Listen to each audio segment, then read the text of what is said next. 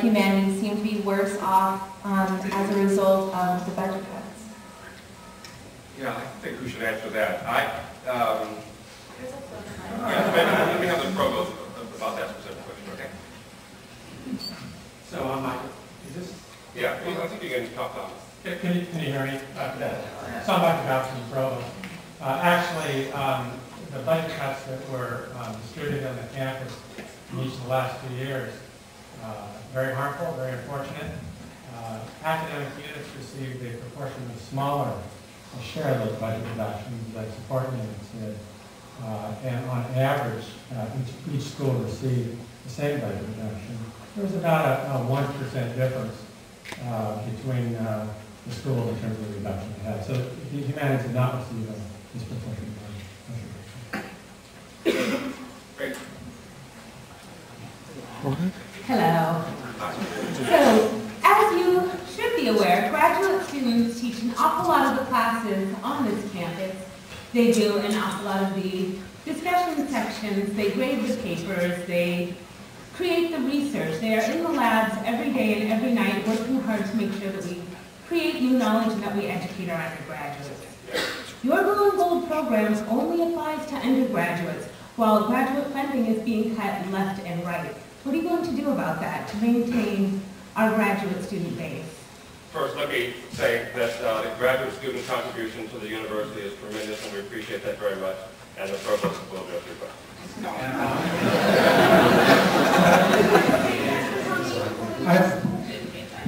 I actually agree very much with what you said about the graduate program.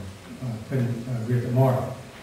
One thing I would say, however, is the campus has privileged and prioritized graduate support.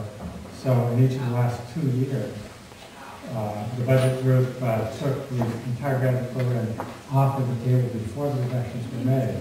And so one thing that we did was protect the graduate program from the budget reductions with the advanced campus students, as a matter of fact. So, and in part, because of many of the things that you just mentioned. This is a research university. It's a university that prides itself on the strength of the graduate program. And graduate student support is fundamentally important. The central campus support for the graduate program today is in excess of $25 million.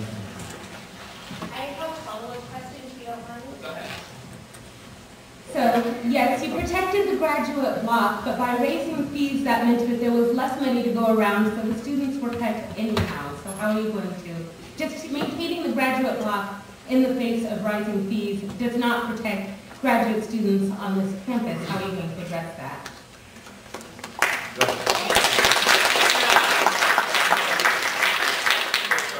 One of you not, but I'll let you also address that as well. It's good for you. Well,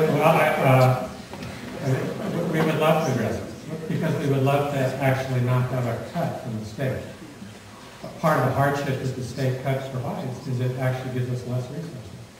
And so it would be terrific if the state would uncut us or provide us with those resources. But each year when there is a fee increase for we add to the mission that we provide to the schools, the increase for those fees. So you're right that the graduate block not being cut means when cost goes, expenses go up, it goes less far. And that's a true hardship for the graduate program. I agree. We share some of the hardship. Yeah. Okay, can we, thank you.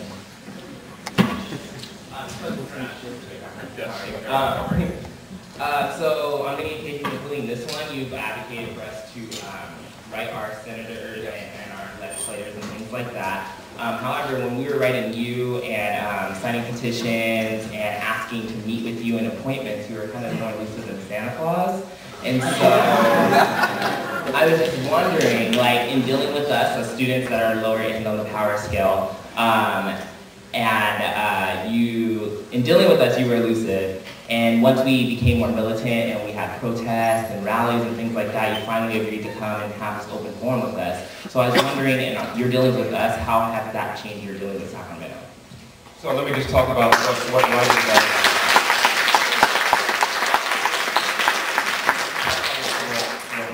does to Sacramento, how that works. What it does is that the people there hear from constituencies of a wide variety all the time. And they need to work with the people they know, or need to work with what they know to be able to make decisions, and they have very, very difficult decisions. We were talking about the graduate block being protected because graduate students cut anyway, and I think something that's really important to remember is that everybody here has been damaged.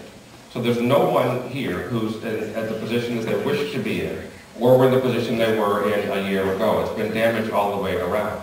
We can mitigate and we can protect against that damage as much as possible, but the state budget crisis is a real calamity for many, many people. And we understand that, and what we're doing is trying to work through that to protect the value of the education that you receive. So when the people who are your representatives and our representatives are there making those decisions, and they're looking at the University of California, they're looking at roads and highways, they're looking at a wide variety of things that California is struggling to meet, they have to make sure that on the table in front of them are our concerns. And I think that's an important thing I to do. think that you have proven, yourself have proven that letter writing does not work. So why would you continue to encourage us to letter write? Letter writing does in fact work. Let me say this. Yeah. Yeah, I'm asking, like, what are you going to do? Since we've seen that letter writing doesn't work, Yeah. so I don't want you to continue letter writing on my behalf. I want you to do something else, and that's what I want. What are your actions? Yeah, so I'd like to say a couple of things about that. One is that the advocacy that we have in Sacramento, just to be really clear about this, the advocacy that we have in Sacramento has been, in fact, successful. And that advocacy has, we believe, put a very important person in the process for us as the governor, and the governor stated that higher education would not be cut anymore. That's very, very important.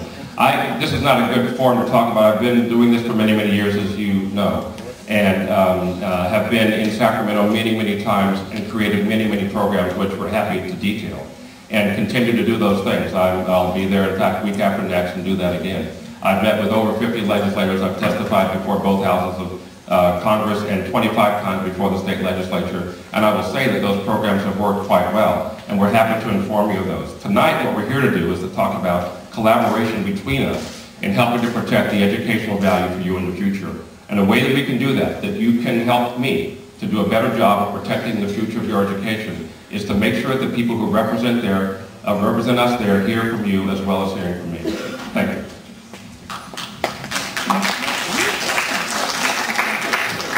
Also, just due to time, like instead of clapping, we do this thing called snapping. So let's give people some love like this, all right? Thank you.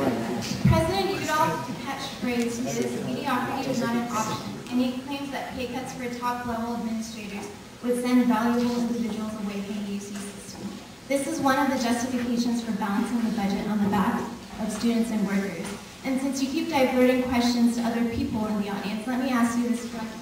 If your salary gets cut another 10%, will you start looking for another job, or will you live up to the rhetoric of shared sacrifice?